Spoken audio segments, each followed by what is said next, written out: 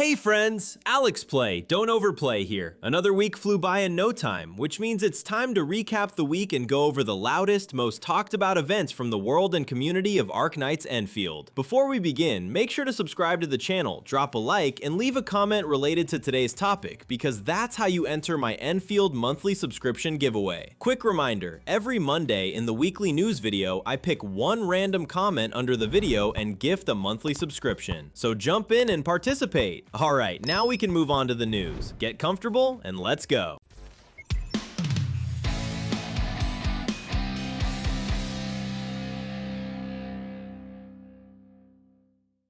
News number 1. The biggest headline this week was the new game mode, Twilight Monument. The community instantly called it endgame content, but in practice, it turned out to be much easier than people expected. Most players cleared all 6 stages on both normal and hard using basically one squad, and it took them only a short amount of time. As always, that sparked arguments. We didn't get anything truly new or interesting again, just a quick piece of content that refreshes a couple of times a month. But honestly, I find that a bit unfair, because Twilight Monument is basically Enfield's equivalent of Genshin's Spiral Abyss. And once your account is built, Abyss also gets cleared quickly. So what about you? Did this mode make you sweat, or was it easy? Tell me in the comments. News number 2. Just yesterday, the developers added a bunch of new in-game activities, basically events that have already partially started and will continue rolling out soon. Everything is grouped under one title, a Spring Note. The event is split into several stages and activities, including lottery reward letters delivered to your in-game mailbox, special missions, making your own postcards, and more. As rewards, we'll get different in-game currencies, stamina resources, and the most valuable reward in the game, crystals, Oberreal, in a pretty decent amount. The event runs from February 15th to February 23rd. Also important, all reward letters received during the event will be stored for no more than 14 days. So make sure you log in throughout the week, take part actively, claim everything, and pull for the characters you want. News number 3.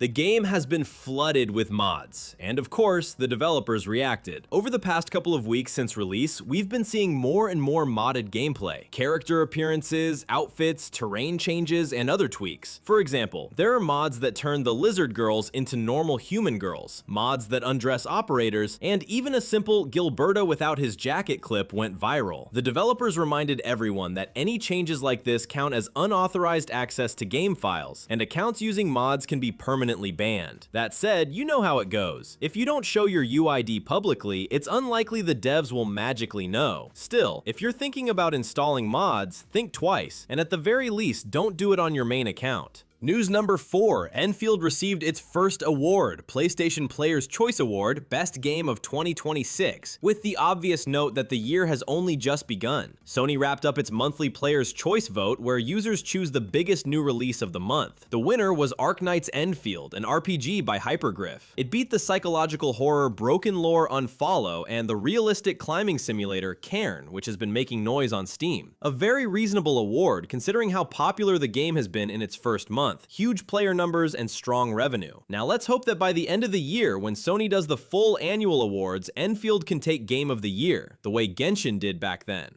News number 5. Meanwhile, players found ways to move around faster by placing zip lines in locations the developers clearly didn't intend. We all know the official idea. You can place electric pylons and zip lines only on flat surfaces and travel up to 110 meters between points as long as they're connected to the power grid. But creative players discovered they can place supports in spots that seem impossible. For example, on top of tall buildings. They climb up using decorative objects like steps and even prop up access routes using factory items. This trend also spread thanks to Enfield's social system. Structures built by one player can appear in other players' worlds, so the most efficient air route layout spread fast and basically turned into an unofficial standard. And now I'm remembering. Once I was running through the region and I genuinely wondered, wait, how did a zipline end up on the roof of that house? Well, now we know. That's it for today's weekly news. I hope I covered the most relevant and interesting highlights from the world and community of Endfield this week. Don't forget to subscribe, like the video, and leave your comment. Maybe you'll be the lucky winner of a monthly subscription next week. As always, this was Alex Play, Don't Overplay. See you soon in the next videos. Bye-bye!